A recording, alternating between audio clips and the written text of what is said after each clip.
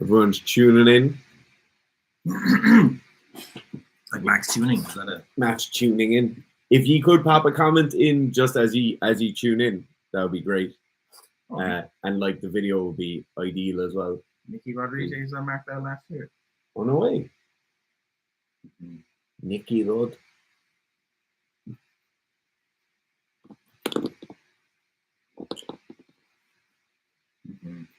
Great to see Pete Rubesh using Canva for his thumbnails. We've all been there. We've all been there. We've all been there as a YouTuber. While we're waiting, has anyone watched The Boys? Started watching it yesterday. It's I like The it. Boys.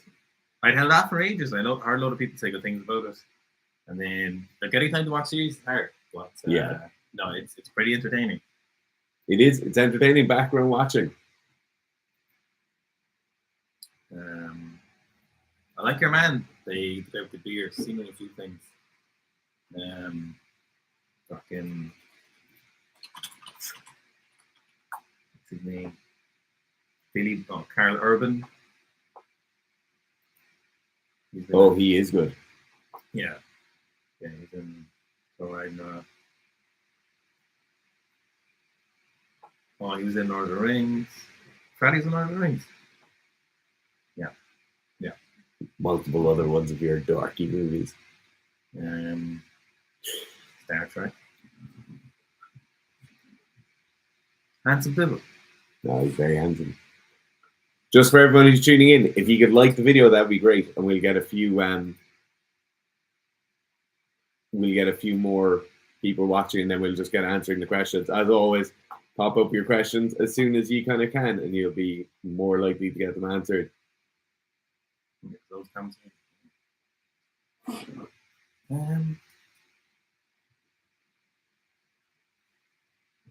it says hello. Coulter says hello. Dwayne says hello. It's a huge fan. Really appreciate it. Tom says afternoon. Kaiser says stop. Yeah. EV1BL says hello. I'm going to assume he's Cockney. Hello. Need more time for a Tuesday afternoon. Need more hype for a Tuesday afternoon. Woo! Yeah, it is the afternoon. I feel like afternoons don't start like half 2 in my head. Like 12 is no, like after. No, it can be afternoon and not in the afternoon. Dan says good afternoon. Dennis says his younger brother offered him D-ball. What should he do? Your younger brother is now your older brother. If your younger brother's offering your younger brother is now your father. Yeah. If he's offering you stuff, then that means, you know, he's the boss now. He's the alpha brother. I'm the captain now. That's a great film. That's a fucking great film. You know at the end when the medics are helping him. Oh no, I thought you meant when they shoot them all at the same time. At the end, when the medics are helping him, at the end, he's like rattled and he's like there's a scene at the end where the medics come on board and stuff, and they're like, oh, right, Tom or Phillips or whatever it's on there, if they're helping him. They're actual army medics and stuff. And they just were like, okay, do whatever you normally do if someone has just been in the situation. So they're like, Tom, what's your name? Or whatever, this and stuff, you know. It's pretty no way. Yeah. You could call them method actors, but they're just real people doing the job. Yeah, they're not even acting. They're just normal men. The story of the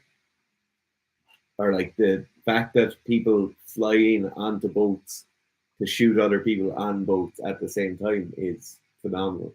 That's happened where they've timed the shot. Of the way. Yeah. That's like after that's based on true events, that shot is. Yeah. Jesus. Yeah, a group of Navy SEALs.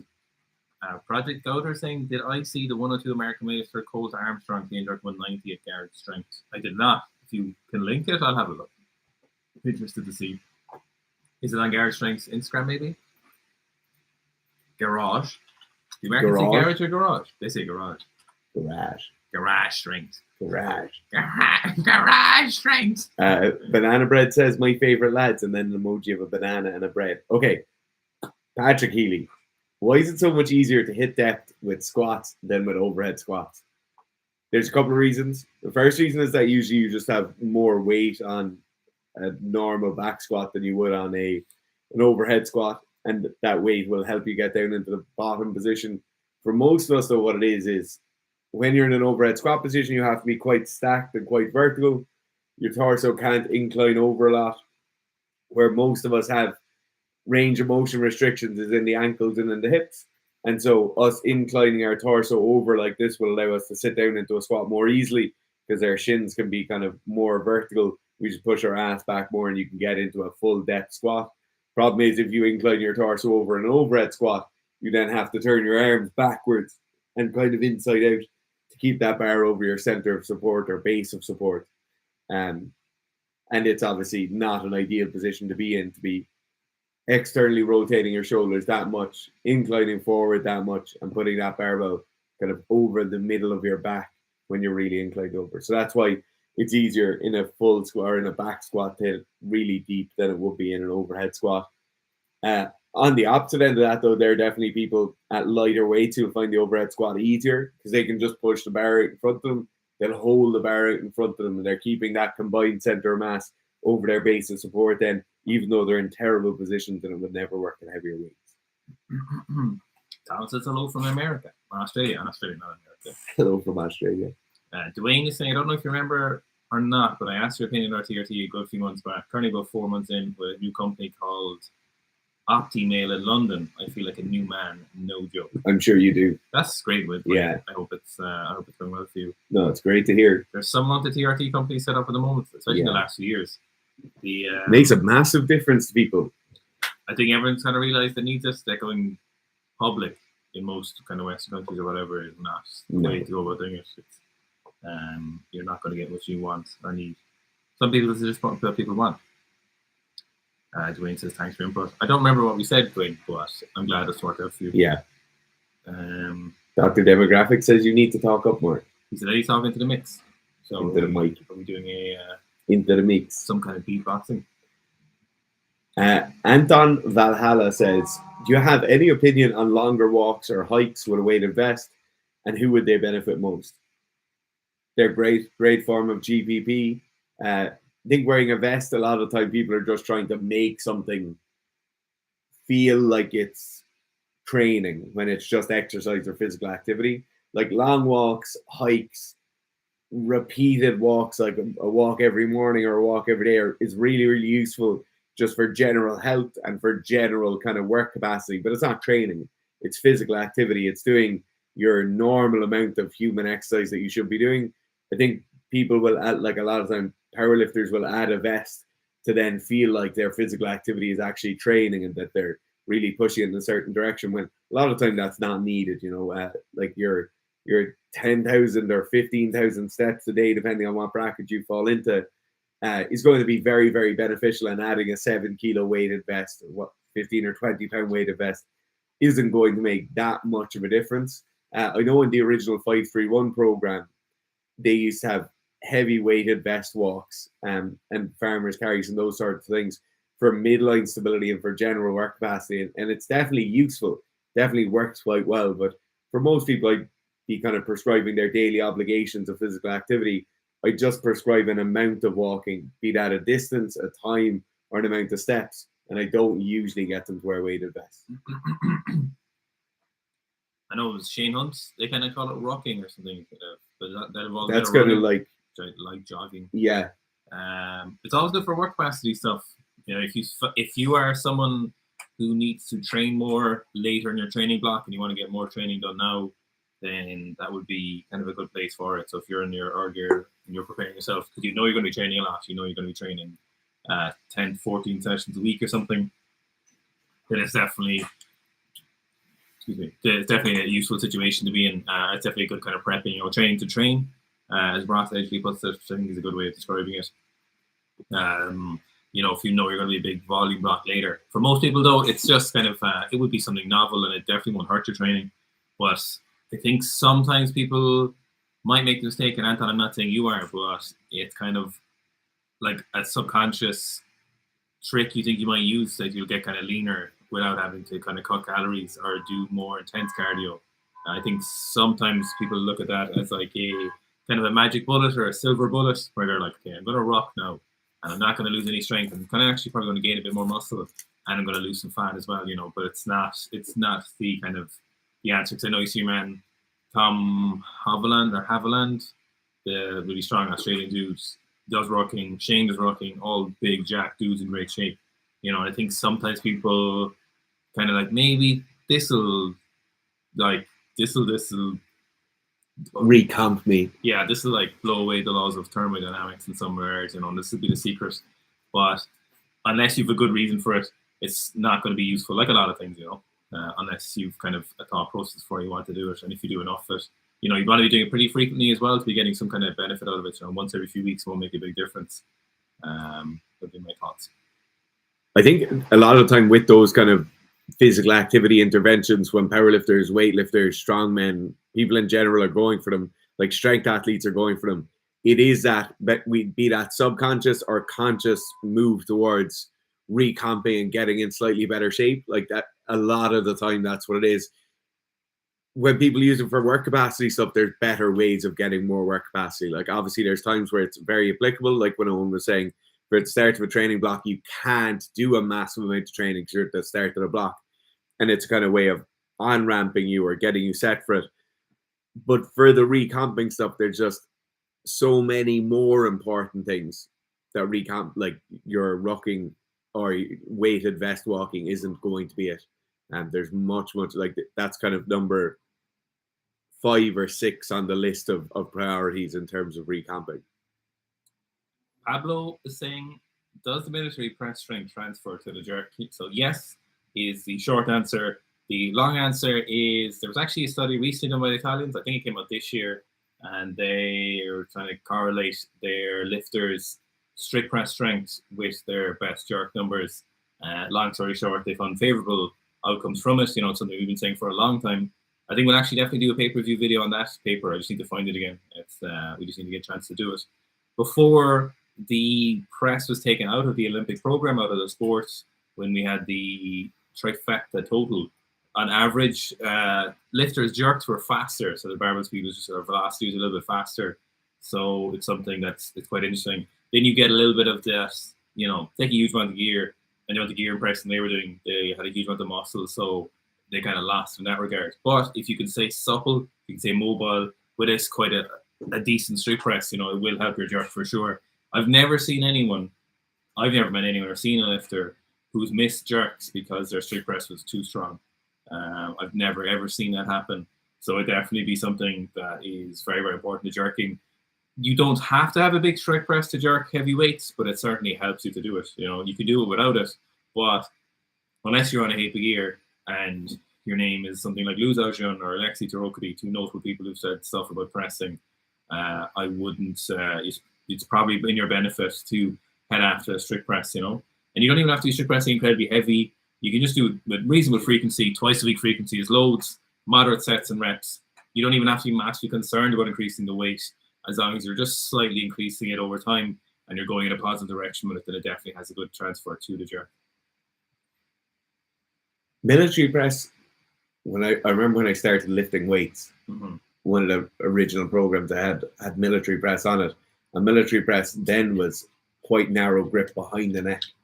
I don't remember. I also, military press is just what people called strict press. Just strict press. That's all I remember it as.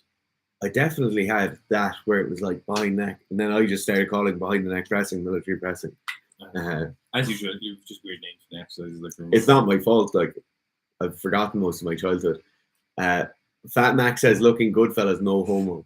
No homo taken, Fat Mac." Where are you then? Below the. You. That's not on mine. Look at it. Because you're on top comments, not on live chat. Oh. Oh.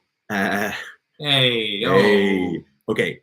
Eric Stenson says, in your last video, you mentioned the possibility of taking in new people for one-to-one coaching. How does that setup look like and work in practice? So yeah, we've got a couple of one-to-one spots open at the moment. What it looks like is I have 20 to 25 clients and Owen has 20 to 25 clients. When there's a space open, you hear us advertising it. You just go to the website, put in an inquiry form on the contact us page. How the coaching itself works is pretty much standard across all athletes in all areas of their sports. So whether you're a weightlifter, powerlifter, rugby player, you get your program every week. You've a shared Excel file with us. So every week you get a new sheet on that file with your, be that strength training, track running, cardio work, rowing work, whatever it is. You have all that programmed out across the week, depending on who you are and what phase of training you are. The amount of sessions will change. Obviously the program itself will change. It's all written for you. Then every time you finish a session, we ask you to send over the videos of, we'll have it marked what things we need you to video. Then, then as you complete your session, you send over your videos and any questions you might have.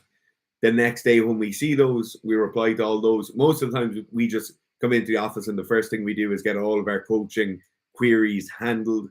So all those athletes get their kind of answers shot back to them. Sometimes the video might be used for technical finessing.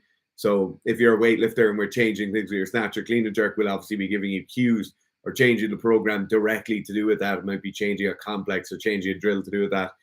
If you're a rugby player in his off season and we're looking at the videos, we might just be comparing what set 1 looks like compared to set 4 and seeing what the breakdown across the sets looks like. So yeah, that's generally how the system works. If you're interested, pop us over an email. I think Girk said you're actually just after sending us an email, so that's great. We'll get back to you on that. Anybody else who's interested, ask more questions below, or you can just pop in an inquiry to the website. There's a link to the website as well in the description of this video. Jim is saying, is this a new standard time? Probably. I think last week we did it on a Monday around this time, and we'd kind of an average about 20 or 30 more people for the whole live stream. So I think we'll probably keep going with the midday, because I think we can kind of get northern and southern hemisphere, east and west of us a bit better, in terms of everyone. And it's, it makes no odds to us the time we do it in this regard. What we're really doing is we're like taking a few different times and just seeing how it goes, because we stuck with the Fridays for a long time. Fridays work well, but there's no reason for us not to try a few different times, see if it suits more people more or more people less. The videos are always put up afterwards anyway, so it doesn't really make a massive difference. Nobody's going to miss out. Well, they'll miss out to ask questions. Yeah, but so we're just trying to hedge our bets basically and find what works best for more people. Tom is saying, how much strength training should you do in a GPP phase? So that is a question. If you ask this to someone like Broderick, you get a lesson in the use of language. So like strength training. So from the outside view, you'd say, well, it's all strength training. If you're in a GPP phase, technically you'd all be doing strength training. But I get what you're asking. You're like, is this strength training in the typical sense that we'd see, multiple sets and reps? Are you laughing if Broderick gets mad? I can just imagine Broderick's answer to this. So like in the sense of, in the pursuit of a new 1RM with stuff that looks like your sport specific stuff that you're trying to get a new 1RM in, is it your squat or your bench or your press or whatever you're trying to do, then very little strength training is done in a GPP phase. But depending on what kind of athlete you are and what your needs are, you might actually be doing a lot of those strength training movements, but not with the view of trying to get better at your 1RM. So for example, what would that look like? You might be, say, a powerlifter, and now powerlifters are often very out of shape and not the most athletic in terms of, and they could be, is the thing, a lot of them are great athletes, and a lot of times they could do it, just take a little bit of time out of the year to go into a GPP phase, but sometimes the powerlifters kind of GPP phase, or if we, for example, rugby players are actually a good example of this, is that at the start of the GPP phase, they'll actually be doing a lot of kind of higher rep stuff, they'll be doing like RDLs, they'll be doing high rep squatting, for example. Now there'll also be stuff like your sled pushing and your maybe your rocking, whatever you want to do, or your hill sprints or your interval training.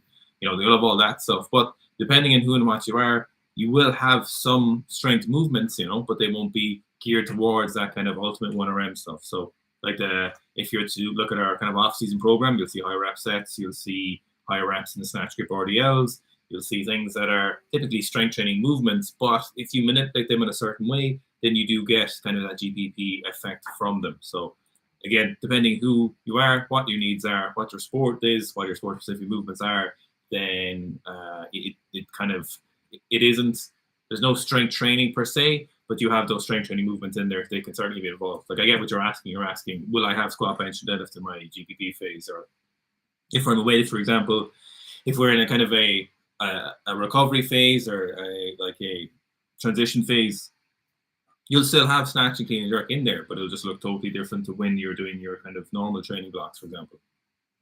Yeah, I think as well, it really is highly dependent. What you consider GPP to be, it depends on what your speciality is. Like if you took a marathon runner or a 10K runner and did a GPP block with them, their GPP will be very strength based, because that would be to get them physically prepared. They'd be doing a lot of strength work and a lot of isometric work, whereas so you'd be pushing them further down the strength bias. Whereas for weightlifters and powerlifters, you'd be dragging them off the strength bias and more into work capacity. So GPP is, we use it as a general term of like this kind of high volume, high work capacity phase, but it really depends on what your overall volume is and what your work capacity is coming into it. Yeah, like high volume, non-specific phase is like probably a better way of describing it. Yeah. You know, in fairness, kudos to Louis Simmons. He was someone who really kind of popularized that again in the kind of fitness media sphere. I remember like, especially, and Elite FTS were good for that as well. Like, like 10, 15 years ago, they were big on that thing, you know, and it's something that is definitely important. So if they were that kind of powerlifting crew, were big on that stuff, you know, and that's one of the things I heavily agree with them. Yeah. In relation to training is, you know, that GPP stuff, because that is the quote unquote right way to train. You know, that's one of the best ways to train is with these kind of distinct phases when you're addressing some of these issues. Kaiser 306 says, when would you recommend using variations such as pause squats, rack pulls in the program for strength or hypertrophy? ? So for me, and I know Owen is very much the same, any use of variation is usually to fix a specific issue, right? Be that a technical issue, be that a bilateral deviance, be that some sort of weakness or some sort of bias from side to side, right? So if I was to put rack pulls into somebody's program and that person was a power lifter, it might be because their lockout at the top of the deadlift is really weak, right? I wouldn't ever specifically say for strength training, now I'm going to use a pause squat, because for strength training, the best thing you could possibly do is do the actual squat or do the actual deadlift or the actual bench press, you know. For hypertrophy training, I'd never say, oh, I'm just going to do tempo work now because the time under tension might be better. Realistically, using the actual movement itself for an appropriate amount of volume and then pushing that volume aggressively will be the best tool to use there. Most of the time we use the derivative of the lift or any variation of the lift. It's in response to a specific weakness or a specific bias when that derivative itself is more useful. But in simply sitting down to write someone's week one of their first ever program, they won't have any real variations or any real derivatives unless we already know there's a weakness or a bias or something there that we need to address. A lot of times, most time to us when we use rack pulls is in general for kind of power training, you know, for like rack pulls as fast as possible, or we kind of get clean high pulls from racks. So you have like combat sports athletes or rugby players, someone doing that kind of thing. And pause squats, I'll use pause squats in a scenario where I want someone to be squatting more frequently, but I want to keep the load down at one side of the week. And for whatever reason, maybe you just feel like giving it to them, maybe they want to do it, or, you know, maybe just kind of different stimulus. I'll give them pause squats, an additional session, or I'll combine it with like pause squats plus regular squats, and then I'll kind of slowly drop sets and reps of the pause squats, and then increase the number of regular squats as the weight goes up, and eventually then they'll end up with two kind of regular squats twice a week. So that's the kind of thing I'll use sometimes. It's quite effective, and it's just something different if you've been doing a lot of kind of regular back squats frequently. You don't have to do it, but it can be novel sometimes. Lads, part of our weightlifting, which would be better for removing random lift objects or just GPP? Neither of them would stand out to me a huge amount for like moving random objects. Kind of depends how heavy they are, what kind of speed you're moving the objects are. It would just say if you're trying to move random objects, just be doing sport-specific stuff. So moving those random objects, like getting after them and doing whatever it is you were trying to lift, you know. I feel like there's a question there and you wasn't asking it. I think, so say if you're a furniture removal specialist, yes, and you have to pick up random objects, in that case, powerlifting would probably be better, right? Being a big human who can lift things all the time and walk around with them, powerlifting would probably be better. If the random object thing, though, is something like Highland Games or one of those strange implement throwing things, weightlifters would probably be better because they'd be able to produce a bit more force a bit more quickly. And then that rate of force development will allow them to throw it or move it quickly in one direction. I feel like there's a very specific question in there. It was such an oddly specific question, but yet so lacking in detail that I feel like unmet you have something you want to ask us, but you're afraid to ask in front of everyone. Ask it down below. Yeah, I want to know what it is because that's super specific. That's such a specific yet vague. Maybe Unmech is a powerlifter and or weightlifter, and then his friend is a powerlifter or a weightlifter, and they're trying to figure out who'd be better at strongman. Maybe someone has Unmech kept hostage on a remote island. Well, he only has one training methodology. Yeah, and that's the thing. And to get out, there's random heavy objects in the way of. He either has the book of starting strength or Greg Everett's weightlifting book, and he has to choose which one. Oh no! He's fucked. What a terrible He's at the island forever. How did Owen fix his quad tendon pain? So I never actually had quad tendon pain. I just noticed a bit of tightness above it, but what I had recently was just patella pain, which makes sense because I was trying to weightlift. So 3 big things I did. First, obviously, is see qualified therapist. I like neuromuscular therapists, but in fact, I just found someone who's a very, very good therapist. He actually tutors a lot of other therapists. He's been at it for a long time. He's a very, very good therapist. So that's the first place I'd start. And then, so the 3 main things I did was, so one, see someone, get a lot of physical massage done, a lot of stretching. I foam rolled every morning, and then a lot of isometrics. Also, as well, one thing I did on top of the isometrics was very high rep sets of leg extensions and hamstring curls. So we're talking sets of 30. So about 2 sets of 30. I'll do those about twice a week. I'll do the isometrics 3 to 4 times a week. They're in the commercial gym I go to. They have a Spanish squat machine, and it is amazing. It's so much better than a band-resisted Spanish squat. So the typical band-resisted Spanish squat, or band-assisted, I should say, goes around the back of your calves. Really what you want is a vertical shin and then a horizontal upper leg or horizontal quad. And then your torso then is perpendicular to your quads. That's the best way, but it's really hard. They have massive thick bands for those Spanish squats, and even then it's very difficult. But the Spanish squat machines are très bien. So isometrics, Spanish isometrics, single leg quarter squat pistol isometrics. For isometrics, minimum 45-second holds for stuff. So for a lot of those studies, you'll see the tendons at these isometrics are done for longer times. And that's due to the nature of tendons responding in a hypertrophy sense to time under tension is how tendons respond much better than they do to traditional strength training. So traditional strength training absolutely has an effect on your tendons, and it can help them transfer force better and can make them slightly stiffer. But after a while, this doesn't really change massively, even if the weights go up.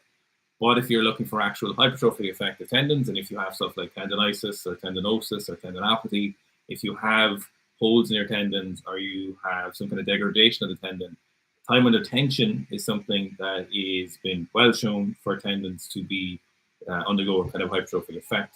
So time under tension in these isometrics is one of the most important things for rehabbing tendons.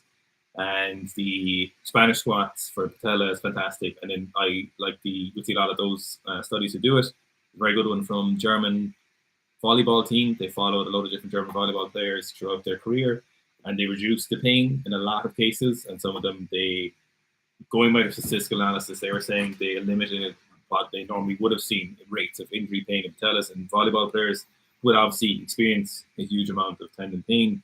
So isometrics. And then the funny thing, foam rolling's got a bad rap, and I almost feel dirty saying it out loud. I feel like I should be ashamed for saying I use foam rolling, because they're like, there's no empirical evidence. Well, I think you'll find actually the foam rolling doesn't it? It's not like it's compassionate touch, from a foam roller. Oh my god! So foam rolling is very, very useful in this scenario. So a lot of mine is coming from my hips, a lot of tightness. It's funny in weightlifting, you actually don't spend a lot of time in full extension like you would, for example, if someone was like running or jumping or doing hurdles or something. you actually don't. I know you hit extension in the snatch routine, but it's not under a hugely elongated position for any meaningful amount of time. You spend a lot of time in shortened hip position, obviously to the desk a lot. So kind of upstream of my knees were quite tight. So doing a lot of mobility in relation to that. Foam roll is one of the things that I found very, very beneficial frequently. Just finding those spots and then keeping that pressure on them. It makes sense. You have things called mechanoreceptors. Mechanoreceptors are receptors that respond to mechanical input into your muscles, and then they send this input into your intracellular places, and then they respond accordingly. You have stuff like chemoreceptors, which are obviously chemical receptors. And you have stuff like thermoreceptors, things like that. So you can applying the right stimulus can change the kind of the tautness your muscle is under. It's funny, sometimes my right patella is a little bit tighter than my left one. A little bit of foam rolling. If I give it the time on those spaces, and I'll do a bodyweight squat again after, you'll feel a lot less tightness in that. It makes sense that it doesn't permanently go away because I'm still weightlifting. And these things could slowly change over time, or it could be the fact that, as long as you're doing this stimulus and that is weightlifting, you may have to battle these battles, and then that's something I'll have to be okay with, and I am totally okay with that. And it might go away once I do enough of these kind of treatments, and that could be perfectly acceptable. You just have to kind of play it by ear. But so isometrics, soft tissue work, I find beneficial. Done by the right person in the right place for the right reasons, certainly has a great place. And then isometric, and then the extension, so the curls, the higher rep sets. So this is coming from the therapist. He thinks, some kind of, and it's weird, I've heard this from the Chinese weightlifters. They talked about the same thing. So he's talking about just kind of enhancing the capillary beds in certain areas. So obviously weightlifting, you don't do a lot of high rep sets of anything or high volume, and the leg curls are quite useful for that. They definitely felt a lot better after that.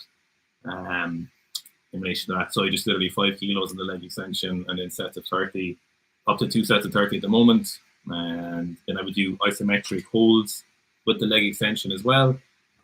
So I had no knee pain.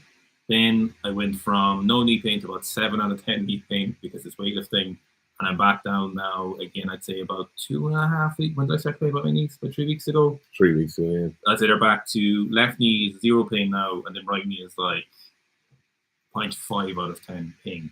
So for me as well, I've been training a long time and I've had a lot of injuries, so I know when to do things, how much to do them. I know the right people to ask, thankfully, in regards to some things. So I really hit it hard as well. The rehab stuff I needed to do, a lot of times people, they'll be like, fuck, I should do my mobility. And it's like, have you done your mobility? And a week later, they're like, no, I haven't really been doing my mobility. Or did you do your leg extensions? Did you do isometrics? No. And it's like, this is what we made a video we talked about yesterday in terms of consistency. And people are just not the best at being consistent. And if you want to rehab an injury faster, if you are applying the right stimulus, the consistency of that stimulus is so important. And it's something that people just don't do enough, and some people are great. And you'll really see the difference when people hammer their consistency of their prehab and rehab stuff. And you can speed it up a lot, And there's a lot of prevailing wisdom, but a lot of good therapists at the moment is that, before 10 years ago, 15 years ago, 20 years ago, if you went to a therapist with an injury, they'd be like, okay, you just have to rest it, But everyone understands now, or everyone worth their salt understands now, that resting it will temporarily reduce the pain, but does not eliminate the problem. And as soon as you apply the new stimulus again, so be it your sport or your weightlifting or whatever it is, the pain comes back. You're not addressing the issue. A lot of times it can make it worse, depending on who you talk to. Some therapists think that, the absence of movement then is making it worse. So there's a lot to it, I suppose. But that's how and will I have to keep doing that for the next 2 or 3 months? Probably. And will I keep doing it? Absolutely. I think anybody who does weightlifting to a point where they want to get better at weightlifting and have legitimate numbers is going to have knee pain. I think it's as much part of the sport as getting punched in the faces with boxing. I personally don't know any weightlifter who hasn't had sore knees. And if you're weightlifting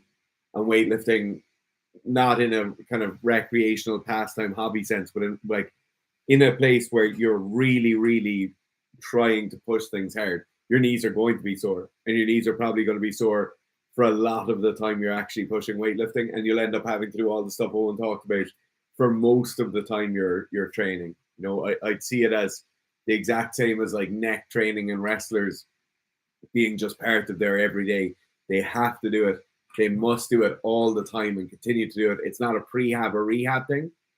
It's just part of the sport. You know, it's like putting petrol in the car. If you drive a race car, you have to do it every time because it's going to wear down. Like I don't think the sport of weightlifting exists in absentia of knee pain.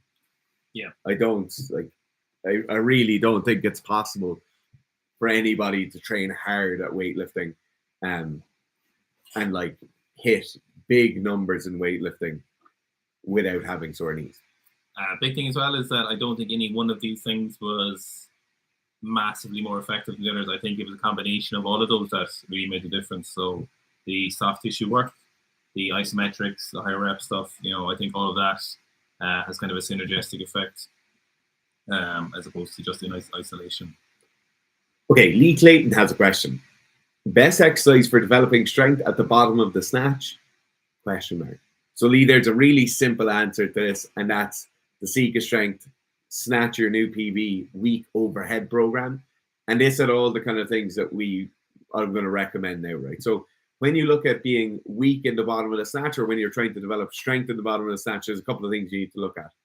So the first thing is being able to achieve the position easily to sit in the bottom of an overhead squat with the barbell in the correct place. When we spoke at the very start of the live stream about a back squat being easier than an overhead squat to sit down into a deep squat, sometimes when people sit into their overhead squat, the barbell is way out in front, or conversely, the barbell's way, way back behind and they're way inclined forward. So that's where you start off with. Firstly, you need to achieve the position easily and be able to move into that position easily. So it's not just being able to sit into an overhead squat, it's being able to snatch the barbell into an overhead squat effectively. So that's the first thing, making sure firstly you have the flexibility and then the mobility to actually get into that position. The second thing you need to look at is having the strength to accept weights and stabilize weights overhead in that position. So a lot of people who be very flexible, might even be very mobile, may not have the requisite strength in their legs and hips and midline and shoulders and arms to hold the barbell there. So they might be flexible enough to get into that position. They might be mobile enough to move into that position easily, but that strength isn't there. And in that case, it might be doing actual overhead squats with weight, might be doing behind the neck strict press, behind the neck push press, moving on to snatch balances, and really focusing on it that way. The third place you need to look at, though, and this is very, very common amongst most beginner lifters, is that if they're able to achieve the position and then they're able to hold weight in that position effectively, they're putting the barbell in the wrong place. So what I mean by that is they'll come through their first and second pull, they'll bang the bar off their hips and that bar will swing around in a pendulum. Now, you can have enough strength to hold 200 kilos overhead in like a power jerk position. If the barbell is swinging back in that kind of semicircular motion and crashing on you behind, it's going to be incredibly hard to feel strong in the bottom position. So you might actually be very strong in the bottom position, and because the barbell is swinging into that position, or another way might be where you make quite good contact, you pull on the bar well, but you don't continue pulling on the bar as you come underneath, and instead you kind of go to this loose arm position and you try and press out, and the timing of the press out is wrong, and then that leaves that kind of shuddering in the bottom position, and you then don't feel strong when you catch the bar. In all three of those cases, just doing like the specific program that I talked about at the start to be very, very useful, but also just practicing the overhead squat, practicing the full snatch, and making sure all three of those areas are kind of ticked off is the main thing you need to do. What's the difference between a squat and a jerk dip? What? What's the difference between a squat and a jerk dip? The main difference is just depth. Yeah. If it was me and you compare my front squat to how I'd want somebody to be dipping during the jerk, I'd probably dip during the jerk with my hips back a small bit more. And that's purely because I'm very, very long femurs. So for my front squat, I really emphasize knees forward. If someone along my lines where they're really emphasizing knees forward were to emphasize knees forward as much in the jerk dip as you would in the squat, you'd end up getting your hips coming forward too much. And when the hips come forward too much, that angle of the torso changes and it just throws the barbell out in front. So most of the time it's just depth is the difference. If it's a very long-legged lifter, it's probably that their hips will come back more in the jerk dip than they will in the squat. Okay, I kind of misinterpreted the question there. Yeah, so like in general, you really don't want your nose going over your toes. You want your knees going over your toes in the jerk dip. You want your hips slightly farther back in their start position. Now they don't go backwards in this direction; they still go down. But you want your knees slightly back, and then your hips slightly back, and then you don't want your knees to go over your toes in the jerk dip. You want that barbell to go straight up and down. Whereas in a front squat, for example, you'd be looking for a lot of forward knee travel. Slightly different, just a very minor difference, but definitely a thing. But I wouldn't really be trying to balance these in your head. I wouldn't be trying to kind of compare these in your head and see, is this how one feels, this how the other feels. That'll, I think, only confuse things. Don't try and mash them up. Right, we pick a few questions there for the last 5 minutes. Sure. Subasa saying, does creatine cause hair thinning? From experience, I say yes, but maybe I was tripping. Apparently, in some people, it actually does cause hair thinning. Really? Apparently so. Because I think there are few and far between, but apparently it can. Which would be unfortunate, I suppose. Peter Jenkins asks, has Dara ever run a sub 25k? Yeah. I ran a sub 20-minute 5k after rugby training, around 20 minutes after I finished. One of my friends was doing a triathlon, but like a relay triathlon, and I ran that in just over 19 minutes. Dr. Demographics is saying, is hypertrophy possible with training frequency 3 times a week? Should the training session be more intense in order to make up total volume, or weights lifted in order to achieve hypertrophy? So in that regard, I think higher volume is your thing. So hitting that total volume across the week is the most important thing there. Obviously, with challenging intensity and with the kind of requisite intensity for meaningful hypertrophy, but volume would be the big thing there. I think you could definitely do it, but volume would be something you have to be hitting. It probably gets to a stage where you're definitely limiting your ability for maximum hypertrophy, because there's only so much meaningful volume you can do in a session with meaningful weights. So at some stage you run into the bar, you're just not being able to do enough productive stuff given the limited time you have.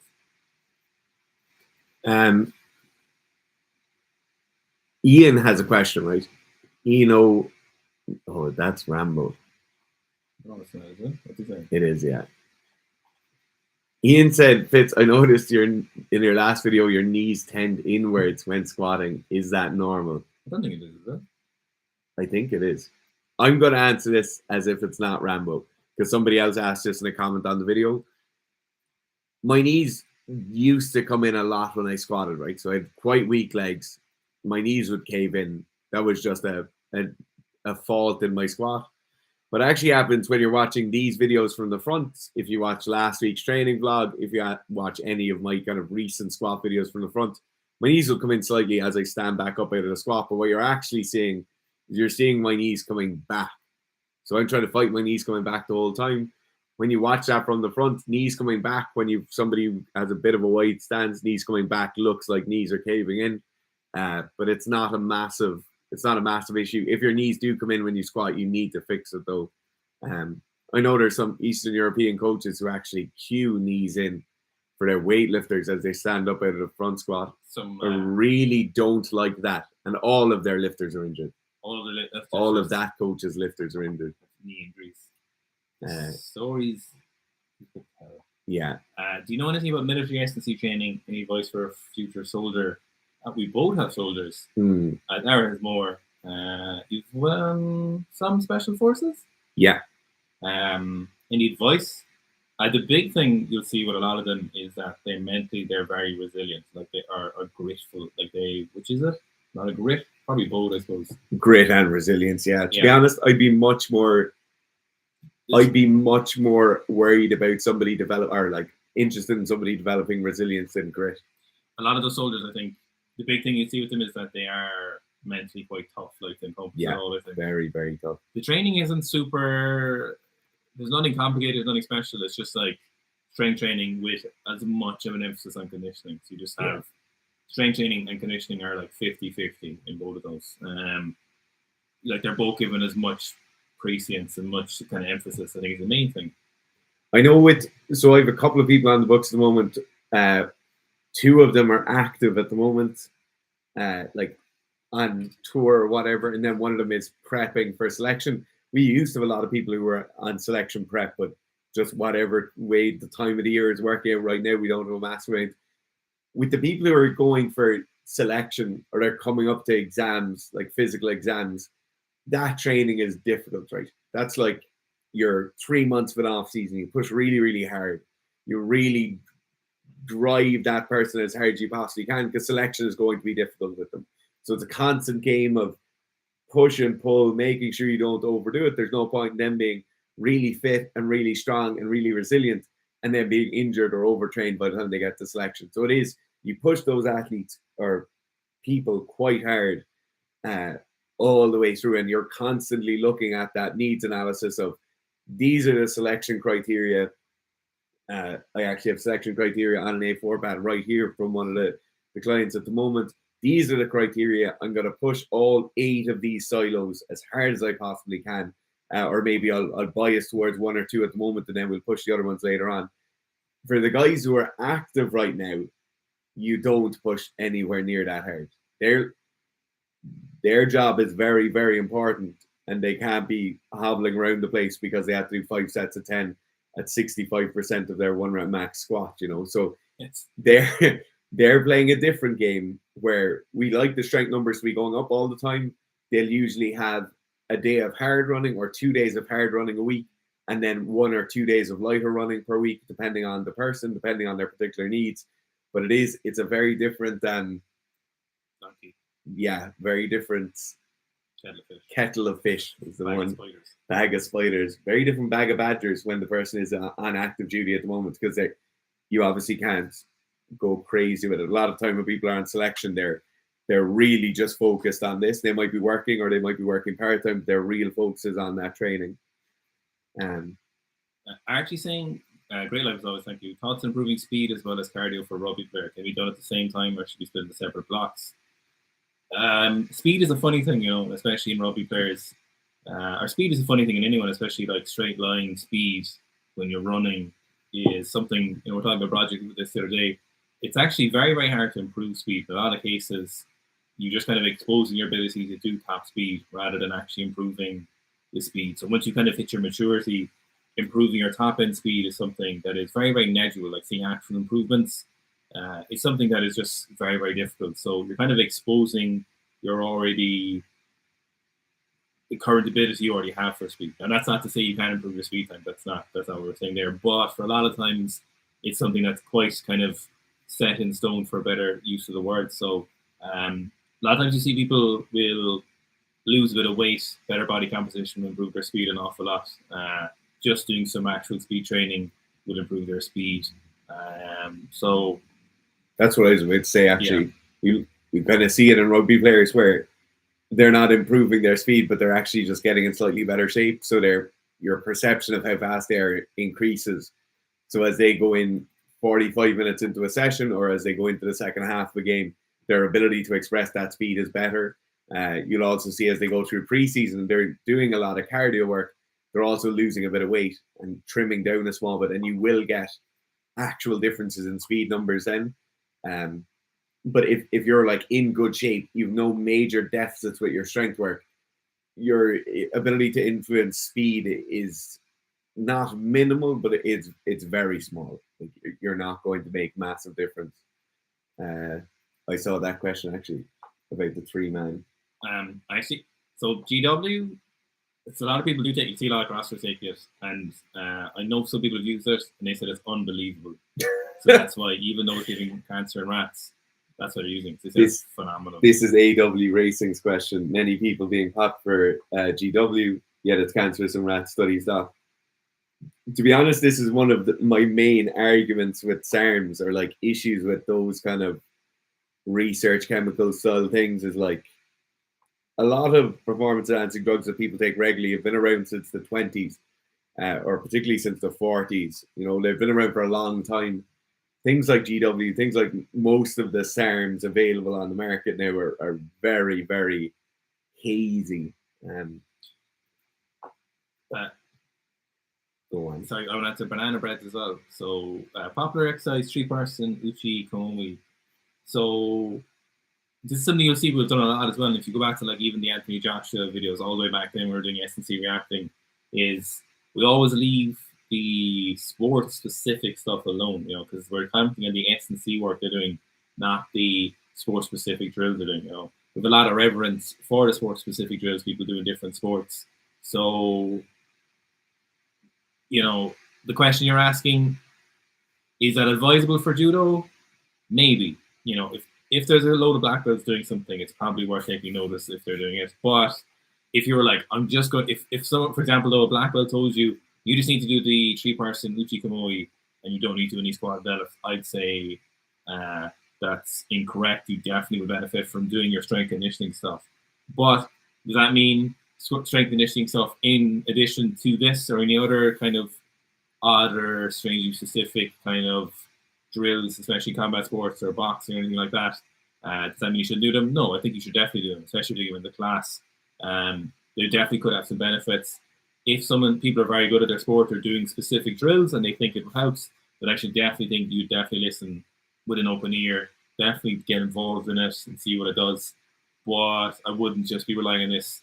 What I would imagine this probably came from, I would bet this is a historical thing, and this relies as this became a matter of needs and what was available for strength training at the time, and this is something that would, I suppose, make sense. And while there might not have been a huge amount of strength conditioning facilities available, and I bet, you know, judo is a very old sport. It's been around a lot longer than kind of traditional S&C stuff would have been. So if this has been around for 100 years or more, then it would make sense. And if it's something that carried on, you know, judo is incredibly popular in Japan. They have a long history of it.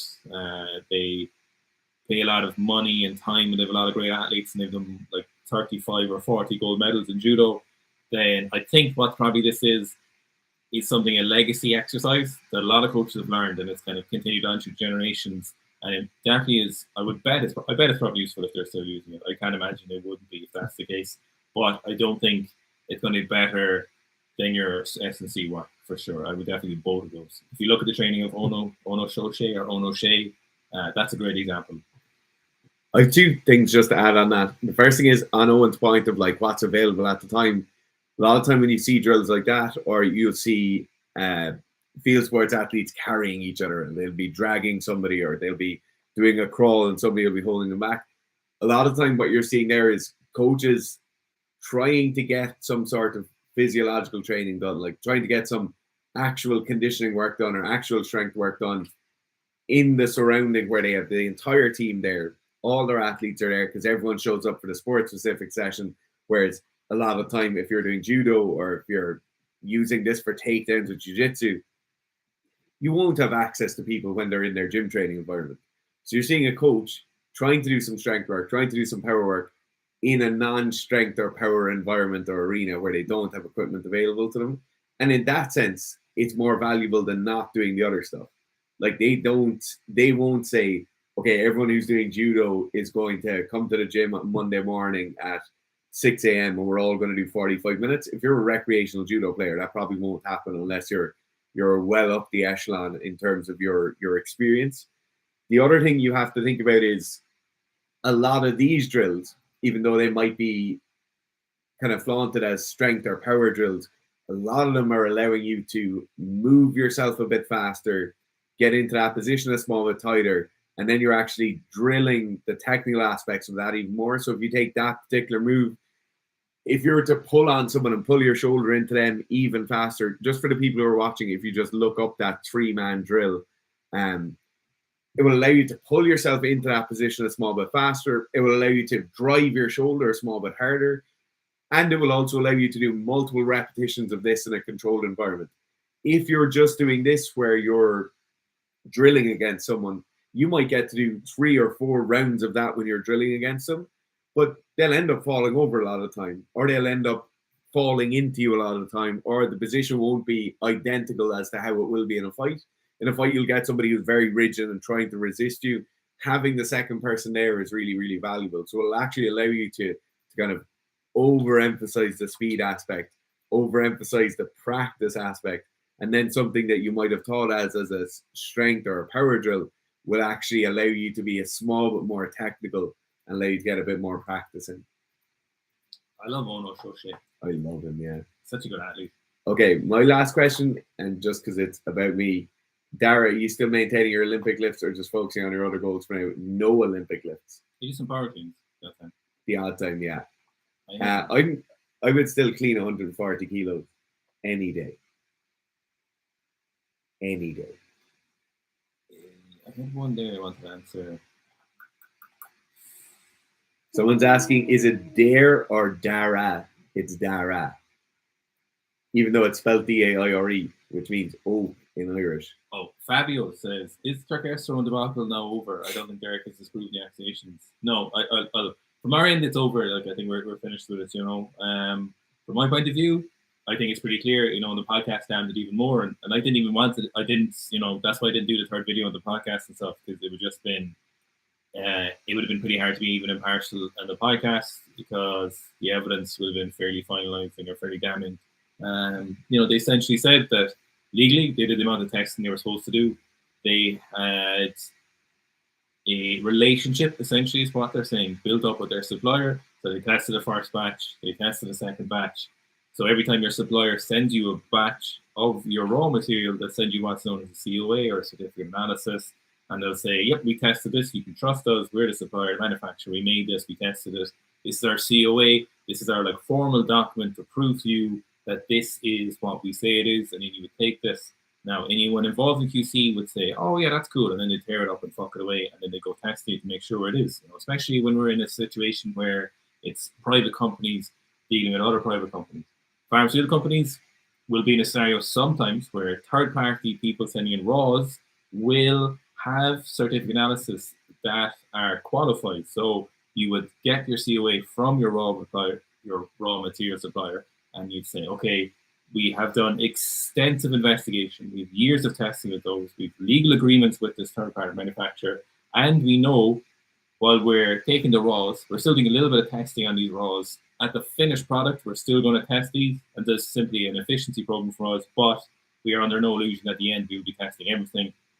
And then at the end there's an issue, we will go through our investigative process, and then we will come back and check the raws as well. So in those scenarios, even when it does happen in industry, a acceptance of COA is still verified at the end of a batch production. So when it comes to something like this, what they're essentially saying is the legislation allowed them to accept COAs if they have some evidence. So I'd imagine it's the weight of evidence where this ever go to court.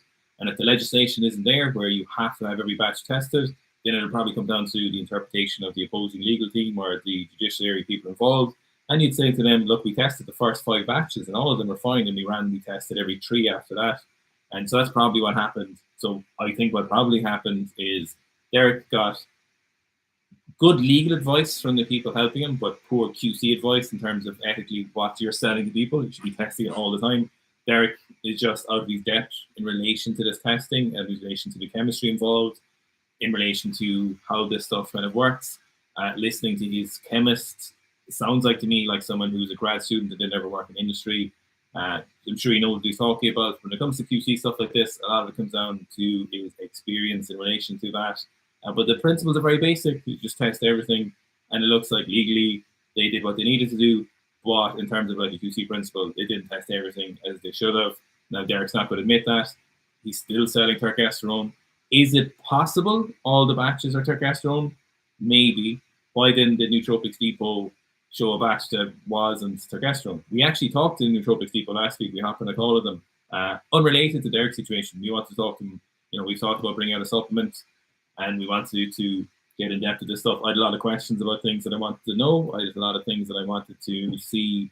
You know, if I ask this of a third-party tester, if I ask this of a supplier, will I get, if I get this response, am I being pedantic, or is there something fishy if they responded like that? You know, there'd be questions about certain ingredients and things like that. So Nootropics Depot seemed like a very cool guy. He seemed very, very nice. Obviously, we don't know him, but he was very, very helpful with us. He gave us plenty of his time.